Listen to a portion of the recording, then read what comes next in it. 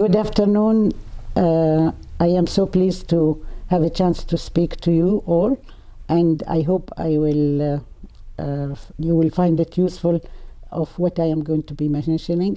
And please note that I might speak in English and I might switch to Arabic. Sometimes it is easier to speak in English because of abbreviations and shortening of words or sentences. So I hope you don't mind that.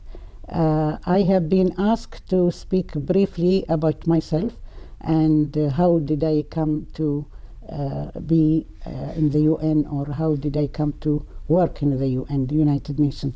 And I started after graduation as a chemist, and I worked as a chemist in Kuwait in a center called Water Resources Development Center.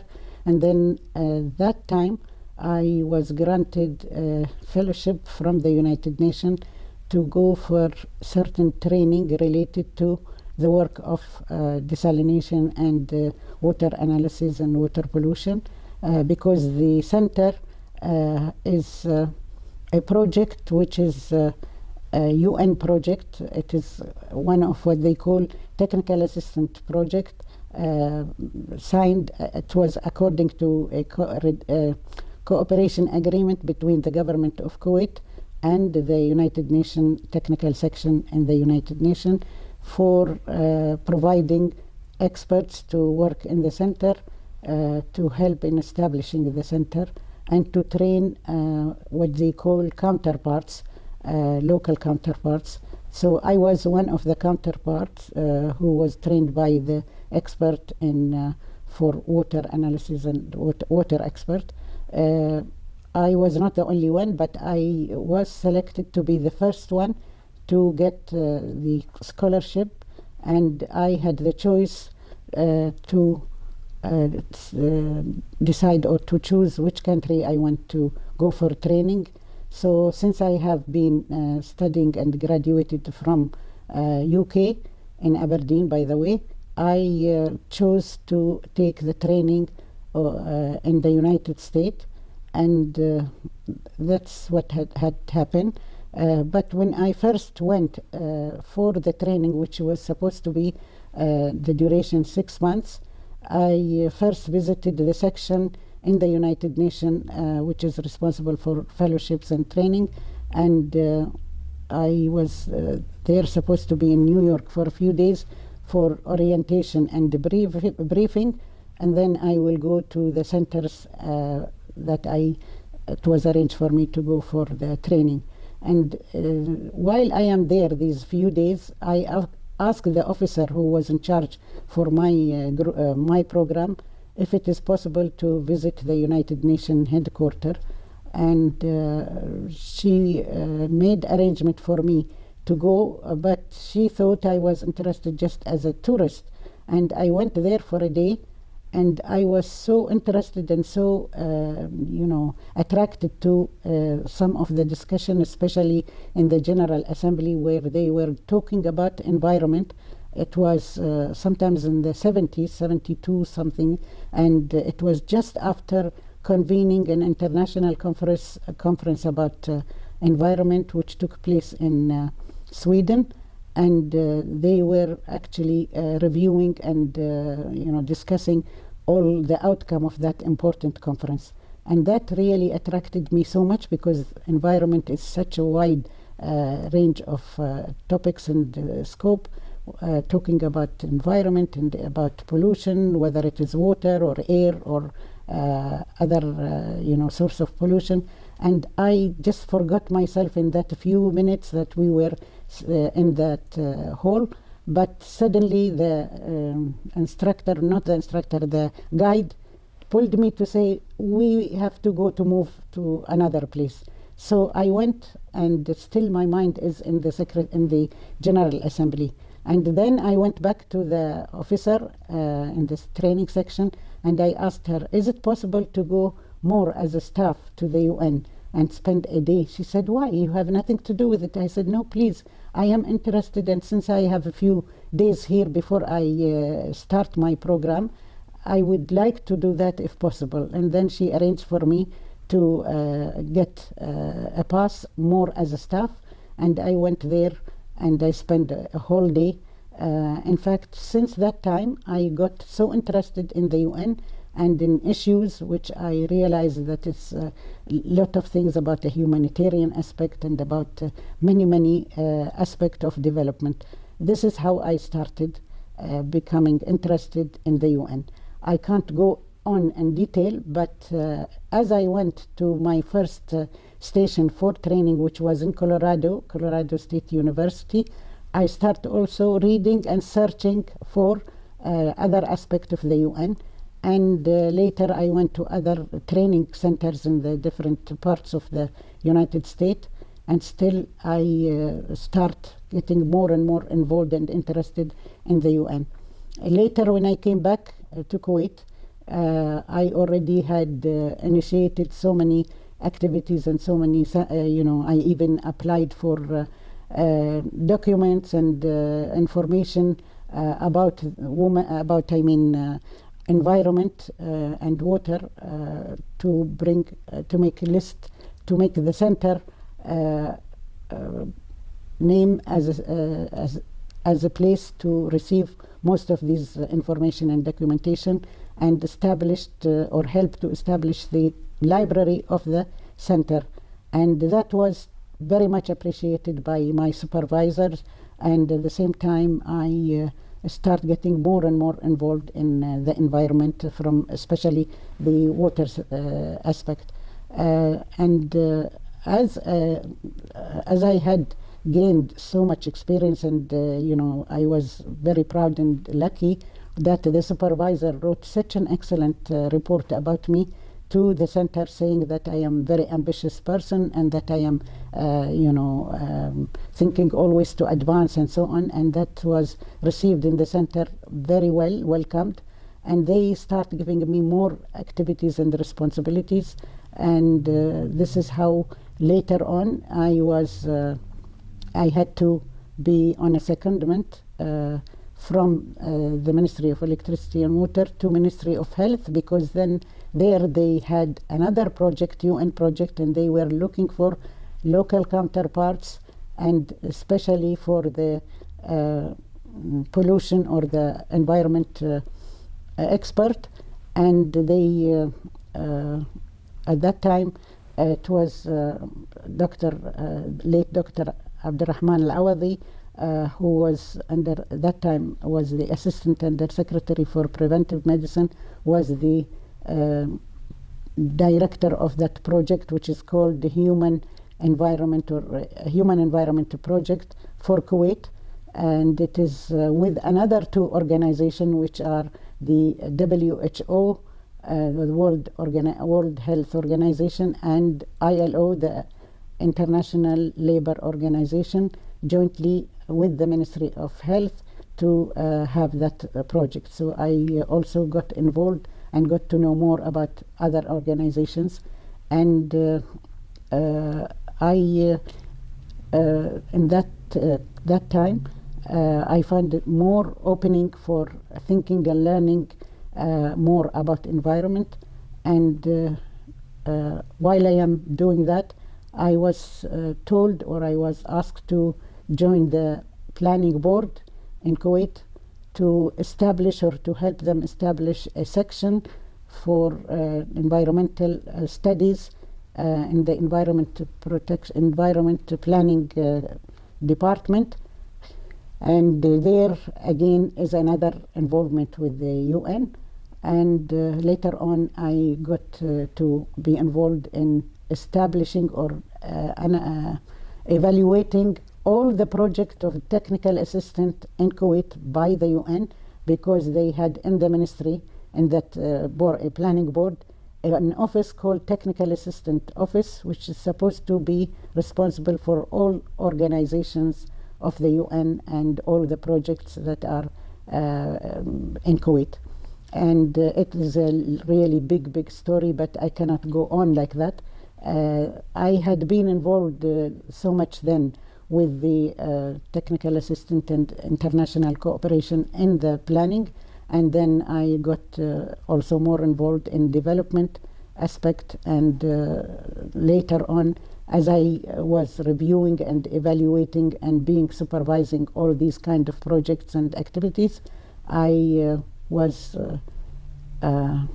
chosen to go and work in the United Nations as a staff in a specialized agency called IFAD, the International Fund for Agriculture Development. I was not nominated or by the government. It was more they were looking specifically for a professional woman to hold or to have a position, one of the leading position in the fund. And there was a lady from Belgium. She is member of the executive board of IFAD, who kept on, she and other members, saying to the management of that fund that it is high time that you appoint women in leading position. And they kept on saying that they didn't find somebody qualified enough or suitable to be appointed. And then she mentioned my name because she used to meet me as a Kuwaiti delegate in the United Nations, either in New York or in Nairobi or in other countries where she represents Belgium and I represent Kuwait. And she was rather impressed, as she said, by a young woman from Kuwait, from the Gulf, with all these ambitions and activities. And this is how I went to work for nearly 7 years in that position, which is actually the Director of External Relations in International Fund for Agriculture Development. And then after that, I have been also working either, inviting me in several organizations as expert to attend meetings or to present papers and so on. Also, I had start being involved in issues related to women in development. And then also I had a lot to also be aware of the youth involvement in the UN. Now I have said maybe too much about myself. I'll now say briefly something about the UN in general. The UN is such a large, such a large establishment or institution, which has almost organs and commissions or committees and organizations almost all over the world. But the main thing, first of all, the UN, as you all know, the main headquarters is in New York, and then it has another office which is supposed to be also main. It is in Geneva. Then they have in Vienna, and then they have also in Nairobi. Now I'll talk briefly about these different places, but the main thing in the UN, there is the General Assembly is the biggest organization or the setup, and then there is the Security Council, and then there is the Economic and Social Council. All these are situated in New York, but the Economic and Social Council has many also branches and committees and organizations relating or reporting to it. Some of them, which is very also important, are called regional commissions. They first call them economic and social commissions in different regions of the world. There is one in Lebanon, which is called ESCWA, the Economic Commission and Economic Commission and Economic and Social Commission of Western Asia. And there is one in Bangkok, I think, for Asia, the Far East. There is one in Africa, and there is one in Europe. And these help the different countries, members of the United Nations, in also providing them assistance and help and so on, and do also related studies and research. Then there are, by the way, I forgot to say that there are what they call specialized agencies. Some of them have been actually founded before the UN, and there are 4 of them. The four of them, these they call them actually in the UN the big boys because they are before the UN. That is the WHO, the World Health Organization, the ILO, which is the International Labour Organization, and UNESCO, the United Nations Economic and Science Organization, and FAO, the Food and Agriculture Organization, headquarter is in Rome, UNESCO in Paris, and ILO and WHO in Geneva. Then there are other important organs of the UN. Especially there are two, one called UNDP, United Nations Development Programme, also the headquarter of it in New York, but they also have regional offices or regional supervisors or chiefs for different regions. And then they have UNEP, United Nations Environment Programme, which is the headquarter of it. That was one of the first big organs of the UN, which is the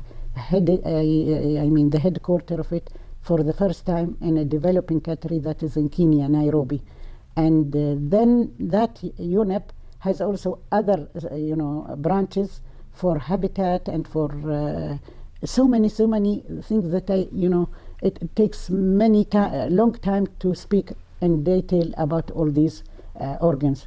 And of course there are representation almost in every members of the United Nations has to have an office which they have in it. They call them resident coordinator or resident representative of the UN, responsible for UNDP mainly, and at the same time for other organizations that helps the countries, especially for developing countries. And of course then there are quite a lot of groups, and it is a very complicated setup, but it is quite a pleasure to know more and more, and you get it by practice. You cannot achieve or you cannot master all that by just knowing or reading. You really have to practice, and sometimes you get surprises of how do you know about this. You have to ask, you have to read. The only way to get to be involved and to have interest in the UN is that you have to look, you have to read, you have to ask, you have to make sure that you really learn more and more, and don't be shy to ask if you don't know. Now, the main thing is that what I learned from all this is that before you talk to intervene or to participate in any discussion, you must listen carefully. You must read a background if there is something available. You must be fully aware of what is going on before you start talking or commenting or criticizing. Because unless you are sure of yourself, and that is something important for you as youth, if you don't have enough good idea about where you are involved and so on, you will not gain, it will not be good, not advisable. So you really have to read, you have to listen, you have to observe, you have to ask, you have to investigate, but you learn as you go by practice. And the issues that they deal with in the UN, there is political, there is economical, social, human rights, so many issues, and they have different organs and different sections for dealing with all these. But you get to learn and to feel that there is global matters and they are all related. I learned from all this involvement that you have to be looking for comprehensiveness, for global, for too much. You have to realize that many issues are interrelated. So I developed expertise in that development is not only one aspect. It has a different aspect, and many of the development issue has political corner or sides. And at the same time, when you talk about environment is so much related to development, and development is it has to be like what they call integrated development or integrated approach to development. And the environment is also so wide aspect that it is not easy to separate or to think. You have to always realize that there are many, many things which are holistic and global, and there is always national, regional, and international. And you get to learn. If you get interested, you will benefit more. If you are finding it bored or difficult, or you have no patience to learn, then you are not going to benefit. Also, if you work and if you are interested to be involved with the UN, you have to, as I said, read, listen, and investigate, and so on. And then eventually you will find yourself so much involved and so much, liking what is that. And there is no problem, or it is not impossible for any youth to become involved in the UN. Because also you have to know the system and the practices of even in your own country, how things are getting involved, how can you help. There are also chances that you can go for training as a professional person after, when you get the certificate or the graduation. That is not the end. That is the beginning of how you can have experience and how can you develop further expertise. And you must be modest enough to realize that things, and patient, so you can get involved.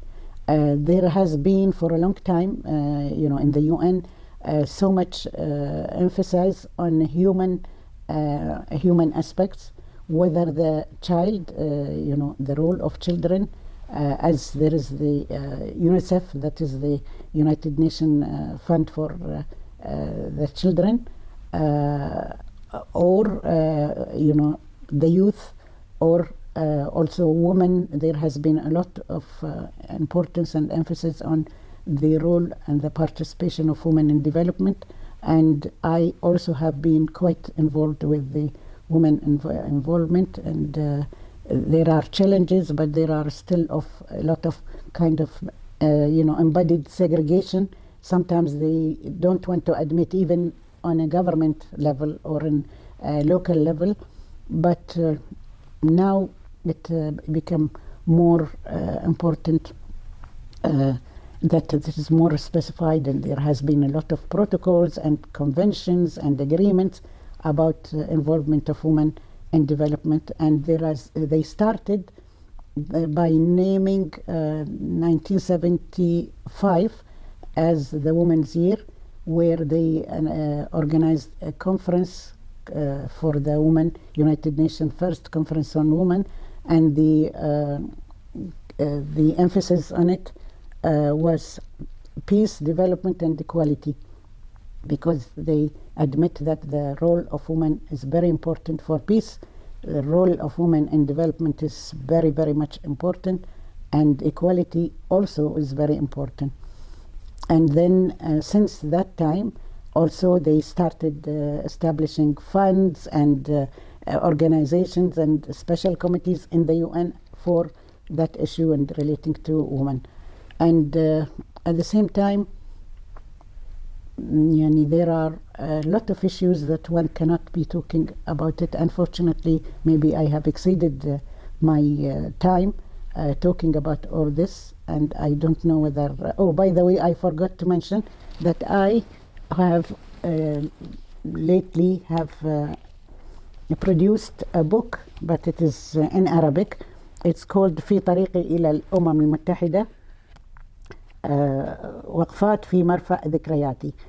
This is my path, or my way, on my way to the UN, stops or stations in the Marfa Hayati is in the port of my life. And it is talking about both my personal experience and my professional experience. And it is too much detail in it, but it is quite interesting. It has about 9 chapters. One is about my childhood and youth and studies. Later I realized that I didn't want to make it too serious and too professional. I included some personal, stories and personal things that had actually happened to me, whether personal, human, or whether it is some of it outstanding, like with leading, positions or relationship with like His Highness the Emir of Kuwait, the late two Emirs of Kuwait, Sheikh Jabir or Sheikh Sabah, and I have mentioned all that. Also, I have met many leading presidents, and I had so many personal experience that some of them could be interesting and funny to make the book quite interesting for reader. And at the same time, there is the end of it is detailed CV, my curriculum vitae. I don't know whether I have to say something. I forgot to mention about that the UN, since I mentioned that the UN is such a huge establishment, and I already mentioned many of the organizations and the systems. There has been also an attempt within the UN to kind of restructuring of the UN, but there were many attempts, but I don't know whether they have really succeeded in restructuring, because there is a lot of bureaucratic setup, and there is a lot of, unfortunately, corruption, which is, I call it the collective or multi corruption or multi bureaucratic setup, because it is the effect of most of the representative of the different countries and regions. But there has been a lot of attempt, but I am sure there is still room for improvement. And there is, I feel, and I have hope that most of you, the youth, who are very much interested in the UN, could also contribute. Once you grasp and understand the complication and the detailed setup of the UN, you might be able to come with some aspect, and that might be even sometimes good issue to have as a lecture by itself. And I think I have maybe touched on almost everything. I hope that that's it.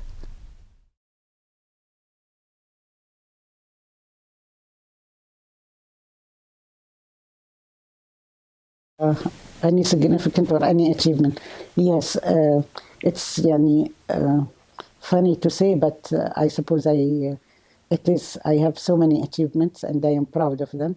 But in a way, for instance, by the way, I forgot to mention in my speech that in relation to Kuwait, I have, you could say, I had done two achievements, specifically one of them relating to environment, which is we had managed to convene a conference. We called it the Kuwait Conference for the Protection of Marine Environment, regional organization, Kuwait Regional Organization for the Protection of Marine Environment. Originally, we were just going to say regional conference for marine environment and in the Gulf. And after we prepared, it's okay, he will open the driver. Hey, تبي تفتحين يلا, okay. Hey, we had originally we were going to convene it in Kuwait, and the participation of all the Gulf countries, including Iraq and Iran. وبعدين they both Iraq and Iran has one objected to the must call it Persian Gulf, where Iraq said no, Arabian Gulf. And then we had to postpone the conference because of the name, because it is a political reason, because the Ministry of Foreign Affairs said no way we can convene the conference with this kind of difficulty of naming it. And then one day I just thought about it, and I thought, why don't we call it Kuwait Convention, Kuwait Conference, Kuwait Regional Conference for the Protection of the Marine Environment? And then I wrote a detailed memo giving justification why we would call it Kuwait and not Gulf. And of course, because there is only one marine environment in Kuwait. And then we went through that. And I also said that when we have this conference, we will call it Kuwait Conference, and we will have a convention which will be called Kuwait Convention. And, Kuwait, every detail about the name of Kuwait. And then this became deposited as a Kuwait Convention in the UN, which is a big achievement because until now they refer to it as Kuwait Convention, which is very, very good. And but I didn't want to get too much in detail of this. The other achievement also, there was also, we have been asked to host a conference, a regional conference about technical cooperation among developing countries. And they told us they prefer to have it in Kuwait because the department that I was supervising is very active and know what is going on. And they prefer to have it here instead of being in UN or in a country which is not a developing country. So I said to them, okay, but we are supposed to, the outcome of that conference, also a declaration. I said to them, providing that we will call it Kuwait Declaration, Galu, yes, for sure. UN Galu, yes, for sure. So again, there is now a declaration called Declaration on TCDC, Kuwait Declaration and TCDC, Technical Cooperation Among Developing Countries. So these are few achievements. But also in that case, relating to environment, I was, after the convening of the Kuwait conference for the environment, I was nominated by one of the professor who's in the UN, in the United Nations Environment Program, for a prize for international award called Sasakawa International Prize or Award for Environment, which is actually given by the Japanese authority. Apparently there is somebody called Sasakawa who has a lot to do with environment, and they have arranged with the United Nations Environment Program, UNEP, to be organizing this prize. And I was nominated and I was elected to have that prize. And then just a few weeks before they announced the winners, they came to learn that I already joined the UN in Rome, where I had held that position of the Director of External Relations in IFAD. And then they said the regulation of the award or the prize is that it cannot be given to a staff member. And therefore I was, I was deprived from it, which is unfortunate. We came to learn about it only later after they announced the other winners. I have many, many achievements, but we don't have time to say all of them. The importance of the model of UN is that it definitely gives you chances to get to be acquainted with the UN and how important the UN as a major establishment in the whole world, as a global establishment, and that it will also give you some practice to learn and to hear and to practice some of the discussion and the dialoguing and investigating and also reading about the issue that you have to be talking about, and making sure that you have to be listening to speakers. It teach you, also give you some discipline and make you realize that you have to listen to previous speakers. You have to also make sure that you reply adequately or appropriately. You have to also get practice by also reading before you attend such dialoguing or such discussion. It gives you a chance to learn a bit, not much, about the UN different establishment, and that it gives you an idea that there is a chance for discussion and dialoguing and learning and respecting the views of others. Even if you disagree with the previous speakers, you can also learn how to reply, and that will definitely give you insight to how things work, and how you learn how to become a disciplined person and to respect the views of others. But then I think it is very, very useful, especially for those who have ambition to work or to be eventually either involved as a representative from his or her country, or as a staff in the UN, because there are many opportunities to become a junior staff in the UN, or to attend some training activities, and to develop your ability to become an officer or representative of your country, or to be appointed as a UN person. But also it makes you learn that you have to have the to become humble enough to learn that things, you cannot be knowing everything from the beginning. You have to know that you will get to be involved, and gradually you will gain experience and practice, and then you learn to have confidence in yourself, and to be substantive in your intervention, and to also be patient, to listen and to understand and appreciate the other side of the stories or the other opinions.